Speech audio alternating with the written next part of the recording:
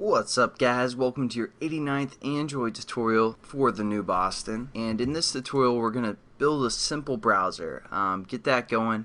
What I've done is I've created again a class called Simple Browser and an XML file called Simple Browser. And I kind of set up just a basic layout, an edit text here with a go button, and then we got a go back, a go forward button, a refresh button, and a clear history button. So those are kind of the basic concepts we're going to go through here in the next tutorial or two. So the first thing we need to do is have a web view, and the web view allows us to kind of surf the internet. It kind of gives us a view according to whether we have an XML file we want to load, or I'm sorry, HTML file we want to load up, or if we just want to use kind of a URL. So we need to set that up. So again, you guys can set up your layout however you want for the most part, but our back button I just called B back, forward button B forward, B refresh, and B history, and then for edit text I have ET URL, and for the button I have the reference B go. That's for the go button, and then below that we're gonna just set up our edit text, or I'm sorry, text web view. So it's pretty simple. Just say web view. And then we just need to set that up for Android. Layout width is going to be equal to fill parent, and Android layout height can fill parent because we're taking up everything else that's available here. And then we're also, what's going on there, we're also going to give it an ID. So we're going to say, oops, at plus ID forward slash WebView browser or something like that. And we're pretty much good to go here with the tutorial. So as you can see, here's our web view. Actually, that's going to load up our website and such like that. So now let's go into the first thing we need to do is we need to go into the manifest and give us the permission to use the internet.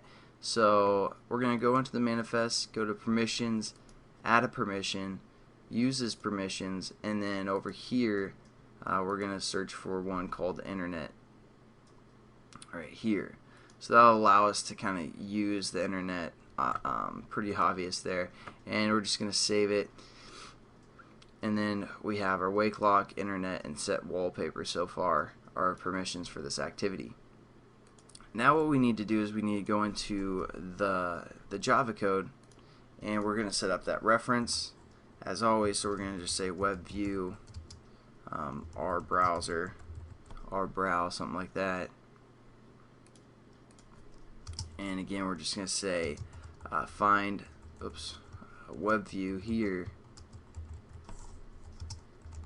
find view by ID, and then we're just going to say r.id.our browser. Wasn't it our browser? Oh yeah, it was a web view our browser, web view browser there.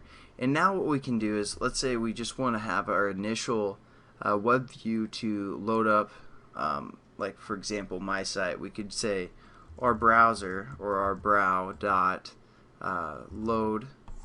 We can either load data, which would be like written in HTML, or we can say load URL. So we can just go load URL, and then within quotations we're going to say http / www.mybringback.com, and in quotations, and that should load up just like my website when we run our application. So let's just check it out.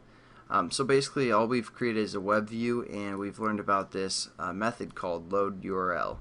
So that's pretty much it for this tutorial. We kind of set up everything, and again, you guys need permission for the internet, so Oh, I forgot to add it to the menu class here.